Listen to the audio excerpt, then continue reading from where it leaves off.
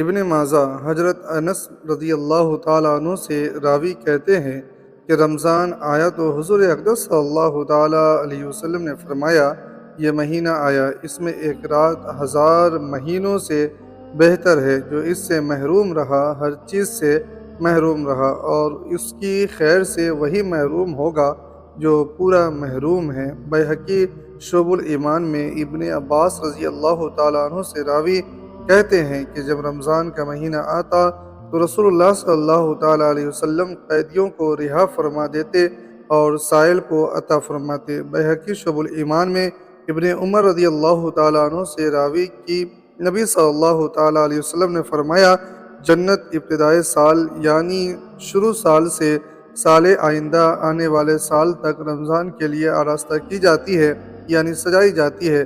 جب رمضان کا پہلا دن آتا ہے تو جنت کے پتوں سے عرش کے نیچے ایک ہوا حوروں تک چلتی ہے۔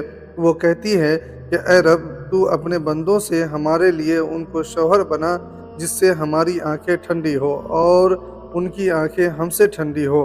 امام احمد ابو ہریرہ رضی اللہ تعالیٰ عنہ سے راوی کے حضور اقدس صلی اللہ تعالیٰ علیہ وسلم فرماتے ہیں کہ جب رمضان کی آخری شب میں امت کی مغفرت ہوتی ہے تو عرض کیا گیا، کیا شب قدر ہے؟ فرمایا نہیں، لیکن کام کرنے والوں کو اس وقت مزدوری پوری دی جاتی ہے جب وہ کام پورا کر لے۔ بیہقی شعب الایمان میں سلمان فارسی رضی اللہ تعالیٰ عنہ سے راوی کہتے ہیں کہ رسول اللہ صلی اللہ تعالیٰ علیہ وسلم نے شعبان کے آخری دن میں واعظ فرمایا کہ اے لوگو، تمہارے پاس عظمت والا برکت والا مہینہ آیا، وہ مہینہ جس میں ایک رات 1000 مہینوں سے بہتر ہے۔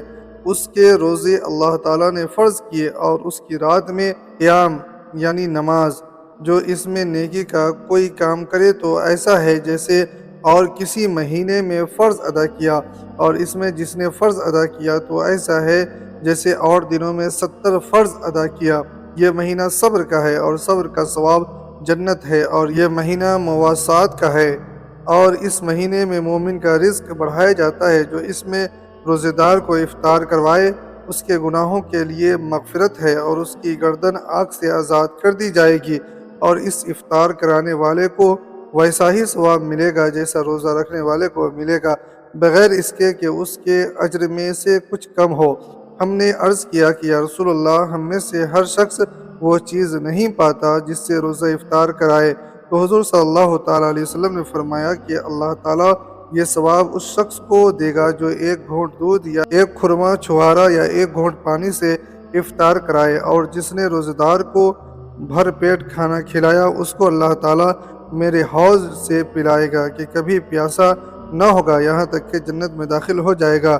یہ وہ مہینہ ہے کہ اس کا اول شروع کے 10 دن رحمت کے اور اس کا اوسط یعنی درمیان کے 10 دن مغفرت کے ہیں، اور اس کا آخری جہنم سے آزادی کے ہیں۔ جو اپنے غلام پر اس مہینے میں تخفیف کرے یعنی کام میں کمی کرے، اللہ تعالیٰ اسے بخش دے گا اور اسے جہنم سے آزاد فرمائے گا۔ صحیحین و سنن ترمذی و نسائی و صحیح ابن خزیمہ میں سہل ابن سعد رضی اللہ تعالیٰ عنہ سے مروی ہے کہ حضور اقدس صلی اللہ تعالیٰ علیہ وسلم فرماتے ہیں کہ جنت میں 8 دروازے ہیں، ان میں ایک دروازے کا نام ریان ہے، اس دروازے سے وہی جائے گا جو روزہ رکھتا ہوگا۔ بخاری و مسلم میں ابو ہریرہ رضی اللہ تعالیٰ عنہ سے مروی ہے کہ حضور اقدس صلی اللہ تعالیٰ علیہ وسلم نے فرمایا کہ جو ایمان کی وجہ سے اور صبر کے لیے روزہ رکھے گا اس کے اگلے گناہ بخش دیے جائیں گے، اور جو ایمان کی وجہ سے اور ثواب کے لیے شب قدر کا قیام کرے گا اس کے لیے اگلے گناہ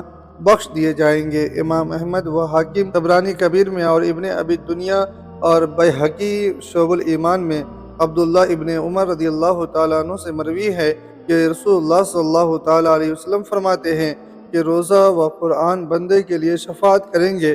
روزہ کہے گا، اے رب، میں نے کھانے اور خواہشوں سے اسے دن میں روک دیا، میری شفاعت اس کے حق میں قبول فرما۔ قرآن کہے گا، اے رب، میں نے اسے رات میں سونے سے باز رکھا، میری شفاعت اس کے بارے میں قبول فرما۔ دونوں کی شفاعت قبول ہوگی۔ صحیحین میں ابو ہریرہ رضی اللہ تعالیٰ عنہ سے مروی ہے کہ رسول اللہ صلی اللہ تعالیٰ علیہ وسلم فرماتے ہیں کہ آدمی کے ہر نیک کام کا بدلہ 10 سے 700 تک دیا جاتا ہے۔ اللہ تعالیٰ نے فرمایا مگر روزہ کی وہ میرے لیے ہے اور اس کی جزا میں دوں گا۔